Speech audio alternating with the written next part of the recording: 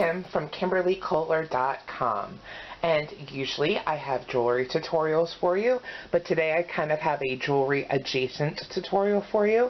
We are going to be making a button flower. Here I have like a whole bouquet. There's almost 200 of them in here, and they're so cute and very simple. And if you have tools to make jewelry, you can make these too. So let's get started. So the tools you'll need for this project, very simple: chain nose pliers and wire cutters.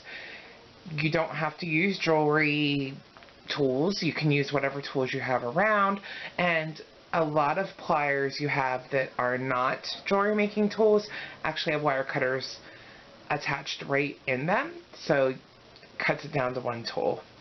You'll need some buttons. So for most of mine, I'd say I'd average about 3 per flower. You want probably at least 2. Sometimes I use even 4 or 5 depending on the button, and it's nice if they're different diameters so you can kind of stack them and see the different buttons when you kind of look at them. So that's a little tip for you. And then you'll need some floral wire, and you can get this pre-cut like these are. I got 200 of these. I think it was about $10 for 200. I just got them on Amazon. You can get them at any craft or flower shop as well. So depending on how you like to work, you might want to organize your buttons ahead of time into piles so you have an idea of how you're going to use your buttons. But you can also just kind of wing it if you like to. I've done it both ways. In this case, I had some green ones. I kind of want to make a green bouquet of 12 button flowers. So I took the green buttons that I had and kind of organized them into sets of how I'm going to put them on each flower. Okay, so to get started, this is so simple. We're just going to take one of our wires, meet the ends together, and then kind of make a bend in it. I just kind of pull down like that, and then I like to push it in. So depending on the flower wire that you purchase,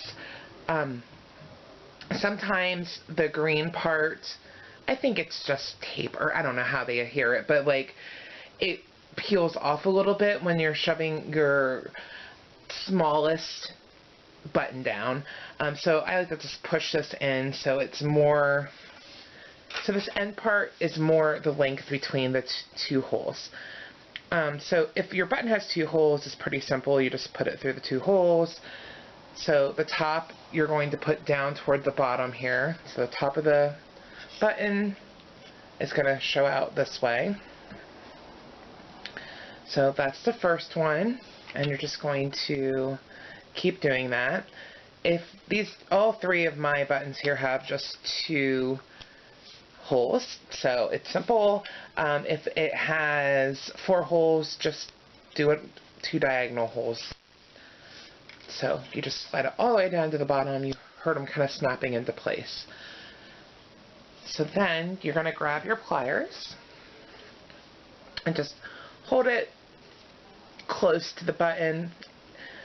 It's for the first couple twists, you want to be kind of closer to the button so you get a nice tight twist. So I do the first, I don't know, a few times around very close so it's nice and tight. The rest of the stem, it doesn't need to be quite as tight. So you're just going to keep twisting, and as you can see, I just twist the buttons and I hold the 2 wires in my pliers. They start to kind of come further apart, so you can just kind of bring them in a little closer and then just keep going. And you're just going to move down as you go. And you can just try to keep it uniform, the twist uniform, or you don't have to. It's up to you. And you go all the way down to the bottom. So almost every time, no matter how careful I am, one end always ends up longer than the other. That's where your wire cutters come in. We're just going to clip off excess wire so they're even. And that is your completed button flower. So just 3 buttons and some floral wire. So that is one. And now I'm going to just make a whole bunch more so I have a whole bouquet.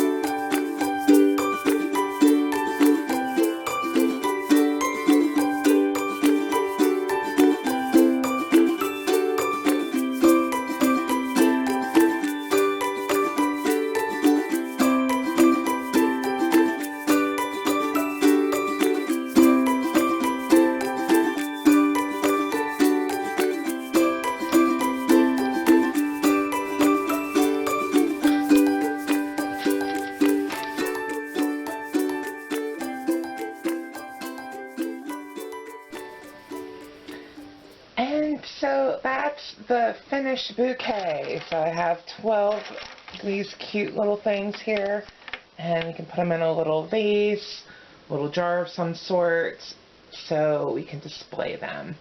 I've also seen people use them for wedding bouquets, which I think is beautiful. You probably want a lot more than just 12 though.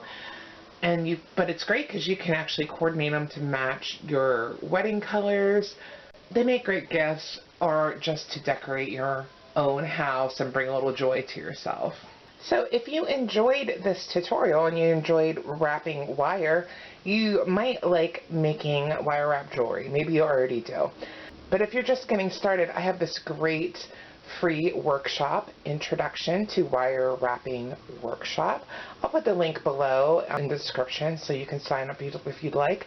You get 5 days of instruction, a really great background for wire wrapping. So I hope you enjoyed this, and I will talk to you again soon.